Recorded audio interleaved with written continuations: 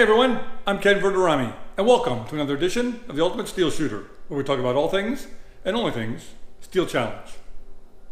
All right, guys. So for today's video, I wanted to talk to you about training methodology that's probably really appropriate at this point with the continuing ammo shortages that we all are suffering under. Right? I myself, I have not been out in quite a long time just because I don't have that much ammo anymore.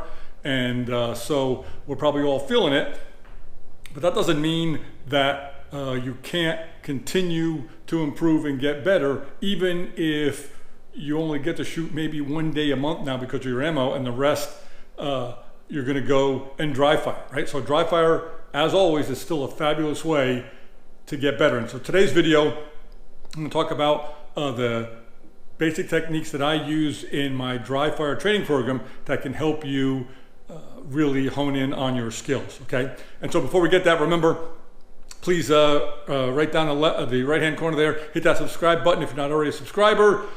Like the video, comment on it, tell me what you guys like to see, and share it with your friends as well, help them out. That's why we're gonna help and continue to help get this channel to continue to grow so that I can keep bringing this free content to you. All right, so when you're dry firing, right, I like to think there are basically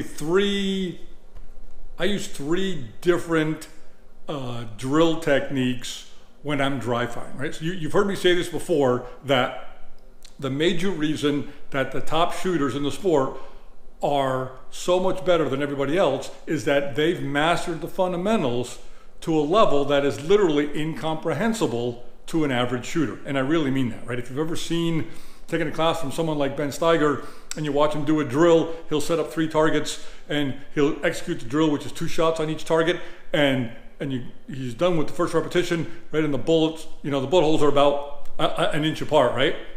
Then he'll repeat the drill and he'll put 2 more holes, and then he'll do it again. And after 3 repetitions of the drill, there'll be 6 holes in each target, and they're all in a circle about that big, right? That's not luck. That's not some secret technique that only he knows. That's because he executes the fundamentals basically perfectly, and he does it at speed, okay? And so this series of dry fire techniques is going to hopefully let you get closer to that capability as well, okay? So there are, as I mentioned, there are 3 different drills that I like to use. The first one is what I call no time, perfect form repetitions. And that's exactly what it sounds like. No time limit, you don't need a part-timer. You're just going to work on executing the technique absolutely perfectly correct until you do enough repetitions that your subconscious understands how to do that, okay? Then the next step is something I call super slow motion repetitions. And that is exactly what it sounds like. You're gonna do the entire skill in super slow motion mode, and again, try to get your subconscious to learn that skill. And I'm going to demonstrate that here as well. And then the last one is what I call decreasing part time. And this is where you set a part time and you demonstrate, you try to execute the drill and beat the part time, and you continually work through that over time. As you execute the skill correctly, a number of repetitions, you then change the part time and lower it by a small amount, and then try to beat that part time. And by continuing to do that, your times get better and better and faster as you still continue to execute the skill correctly, okay?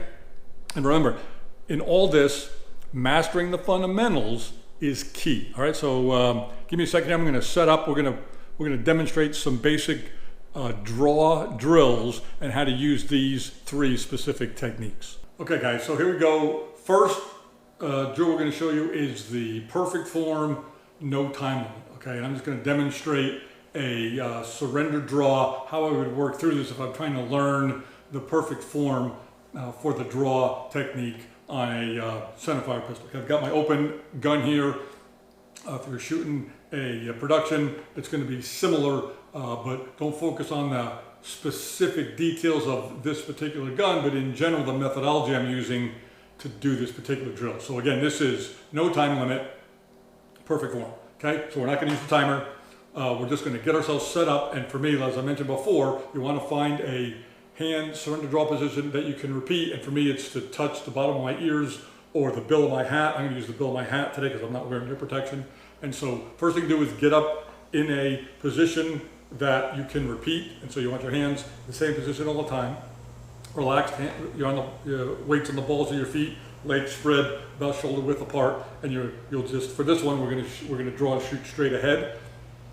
Okay, and so you would start this technique to go through the entire draw process with no time limit is something like this.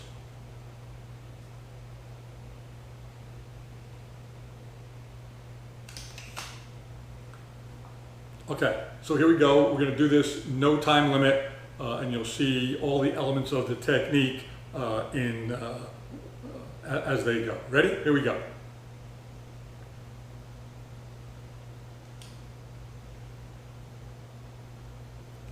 Okay? Again, that's no time limit, but you want to get each element. So, right, first element is get your hands located in the proper position. Then the first index point is your weak hand comes down to your stomach, and your gun hand comes down and grabs the tang of the gun. That's position one. Then as you take the gun out of the holster, your hands come and start to meet each other. You form your grip, extend, look at the sights, and pull the trigger. Okay? One more time here for the whole thing. Okay, so hands in the proper position. You're gonna move down through index one, grab the gun. As you're pulling the gun up, safety comes off on this particular gun, hands meet out in the center, extend, find the target, and pull the trigger. All right, that's the no time limit perfect form. And you want to work on that until you literally get that form perfect. And if you need to do it in pieces, you can do it in pieces where the first part of the drill is just index one to here and stop and make sure you got everything the way it's supposed to be, right? And you just keep working. No time limit until you get that motion correct. So you're not moving the hand around, you're coming down and you find the tang of the gun every time perfectly just like that, okay? Now, after you develop that capability, you then can move into what we call super slow motion methodology. And this is literally what it sounds like. You're going to execute the skill, but you're going to do it in a super slow motion. So in the no time limit drill, you might actually stop at certain points and you want to adjust your position and figure all this out until you get everything correctly. And then once you've done that, then you move into the super slow motion, which is to do the entire skill without stopping in a continuous motion, but super slow motion so you can feel and understand every nuance of the position as you're doing it. Okay, so this is what super slow motion would look like on a drill as you're trying to learn. Okay, so here we go.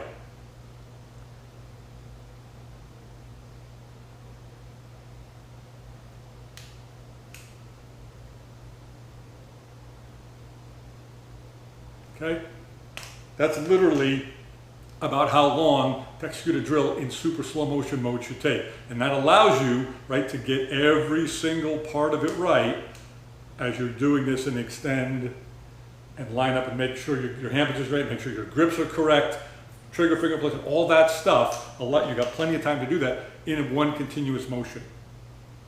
Now, once you've done the no time limit drills and you've done some super slow motion and you've got the technique down to where you're not having to completely adjust hand position or arms or anything else, and you're doing the drill smoothly, you can then move into what you'll spend most of your time doing, which is a decreasing par methodology.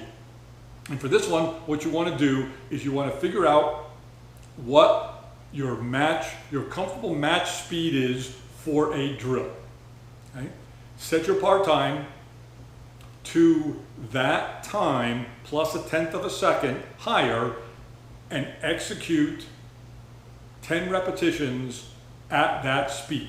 Okay, so let's say your draw speed, your typical match draw speed to a target is 1.4 seconds. Okay, set your par time to 1.5 seconds and then go through a bunch of repetitions, at least 10, where you're executing the drill and you at or below that 1.5 second par time. And do that. That's kind of a warm up and kind of a reminder for your subconscious of where you are. Okay? Then drop the par time down by 1/10 of a second to at your current match speed, right? This is your comfortable match speed you should be able to execute and repeat at will without any effort at all.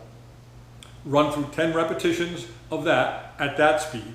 And assuming you can do that comfortably without any issues, then what you do is you decrease the par time by 1/10 of a second and repeat the drill.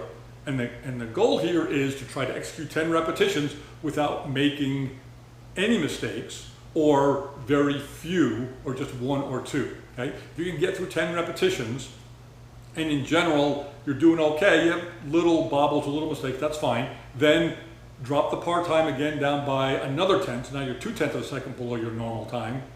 Execute 10 more repetitions and see where you are. If you're still doing well and you're not making lots of big mistakes and your wheels haven't completely fallen off, and you go ahead and drop it by another 1/10 of a second. And do that in decreasing par time until literally the wheels fall off and you're making all sorts of mistakes, your form falls apart, everything is just ugly. Okay, at that point, stop. Raise the par time 1/10 of a second higher, repeat 10 more repetitions, and you should do those almost error-free because it should be easier. Okay, and at that point you can stop that drill for that particular skill. And then you want to make a note of that time. Okay, the next time you do the drill, okay, what you want to do is you want to start using that time that you finished at as your quote-unquote match time. Okay, so start at 1/10 of a second higher than that, do 10 warm-ups, then do 10 at that current quote-unquote match time, and then start pushing par time down again. You keep doing that methodology as long as you can, as long as you're not making mistakes. When you back up to the par time where you didn't make any mistakes, and that's the new starting par time for the next training session. And as you keep doing this over time, you will see that starting par time be lower and lower. And then of course when you go out to a match, try to find if you can figure out what your match par time is. If you can ask the RO to ask you what, like for draw, what the draw time was, you can use that. If not, when you go out and do live fire, do some draws at these representative targets, look at those times, use that as a starting point, and then do decreasing par times from there. All right, so that's pretty much again, the three basic methodologies are no time limit, perfect form,